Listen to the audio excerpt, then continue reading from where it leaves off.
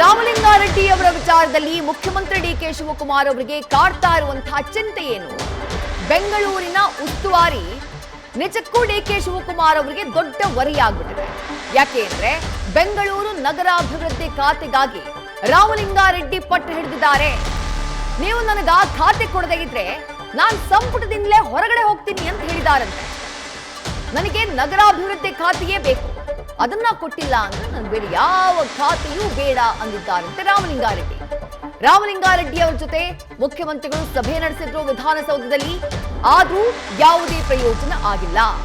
ರಾಮಲಿಂಗಾರೆಡ್ಡಿ ಅವರು ಪಟ್ಟನ್ನ ಹಿಡಿದಿರೋದು ಡಿಕೆ ಶಿವಕುಮಾರ್ ಅವರಿಗೆ ಇಕ್ಕಟ್ಟನ್ನ ತಂದೊಡ್ಡಿದೆ. ಹಾಗಾಗಿ ಮುಂದೆ ಕಾದಿದ್ಯಾ ಬಿಕ್ಕಟ್ಟು ಅನ್ನೋ ಪ್ರಶ್ನೆ. ಈ ಹಿಂದೆ ಸಿದ್ದರಾಮಯ್ಯ ಅವರ ನೇತೃತ್ವದಲ್ಲಿ ಎಲ್ಲ ಹಿರಿಯ ಸಚಿವರು ಕೂಡ ಸಿದ್ದರಾಮಯ್ಯ ಅವರ ಮಾತುಗಳನ್ನ ಆಲಿಸ್ತಾ ಇದ್ರು.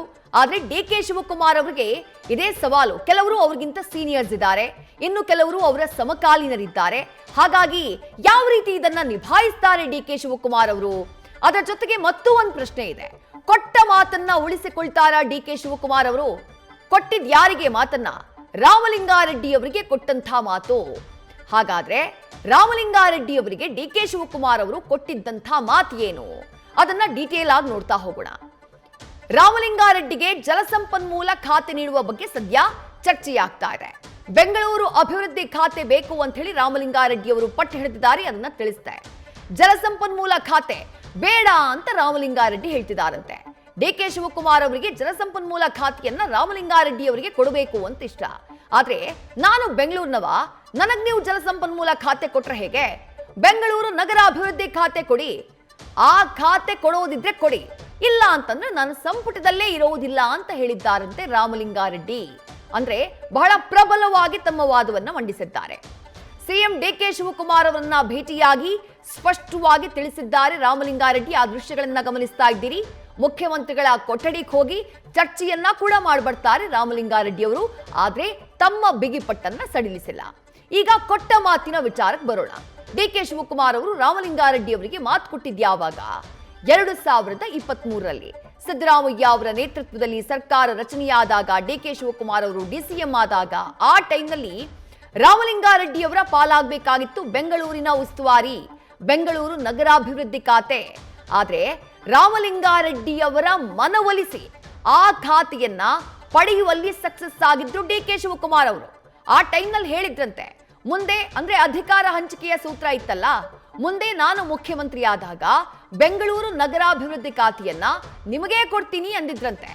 ಡಿಕೆ ಬ್ರದರ್ಸ್ ಆ ಸಂದರ್ಭದಲ್ಲಿ ರಾಮಲಿಂಗಾರೆಡ್ಡಿ ಅವರ ಮನವೊಲಿಸುವಲ್ಲಿ ಸಕ್ಸಸ್ ಆಗಿದ್ರು.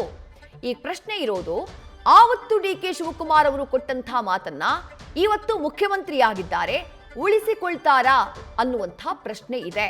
ಆದ್ರೆ ತಮ್ಮ ಆ ಸ್ಥಾನಕ್ಕಾಗಿ, ತಮ್ಮ ಆ ಖಾತೆಗಾಗಿ ಪಟ್ಟು ಹಿಡಿದಿದ್ದಾರೆ ರಾಮಲಿಂಗಾರೆಡ್ಡಿ.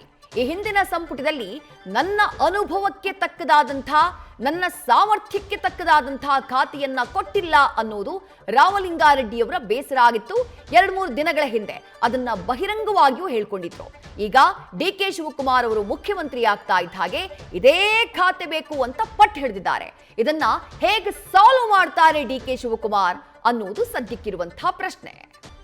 ಇನ್ನು ರಾಮಲಿಂಗಾರೆಡ್ಡಿ ಅವರಿಗೆ ಶಾಸಕರ ಬಲ ಕೂಡ ಇದೆ. ಸಚಿವ ರಾಮಲಿಂಗಾರೆಡ್ಡಿಯವರ ಪರ ಬೆಂಗಳೂರು ಶಾಸಕರು ಬ್ಯಾಟ್ ಬೀಸಿದ್ದಾರೆ. ರಾಮಲಿಂಗಾರೆಡ್ಡಿ ಅವರಿಗೆ ಬೆಂಗಳೂರು ಉಸ್ತುವಾರಿಯನ್ನ ಕೊಟ್ರೆ ಉತ್ತಮ ಅಂತ ಹೇಳಿದ್ದಾರೆ. ಯಾಕೆಂದ್ರೆ ಮುಂಬರುವ ದಿನಗಳಲ್ಲಿ ಜಿಬಿಎ ಚುನಾವಣೆ ಇದೆ, ಅದಕ್ಕೆ ರಾಮಲಿಂಗಾರೆಡ್ಡಿ ಅವರ ಅವಶ್ಯಕತೆ ಇದೆ. ಉಸ್ತುವಾರಿ ಸಚಿವರಾಗಿ ಕೆಲಸ ಮಾಡಿರುವಂತಹ ಅನುಭವನೂ ಅವರಿಗಿದೆ.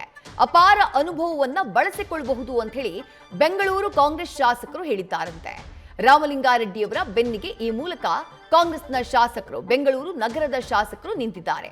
ಅಲ್ಲದೆ ಮಾಜಿ ಪಾಲಿಕೆ ಸದಸ್ಯರು ಕೂಡ ರಾಮಲಿಂಗಾರೆಡ್ಡಿಯವರ ಬೆಂಬಲಕ್ಕೆ ನಿಂತಿದ್ದಾರೆ ಅನ್ನುವಂಥ ಮಾಹಿತಿ.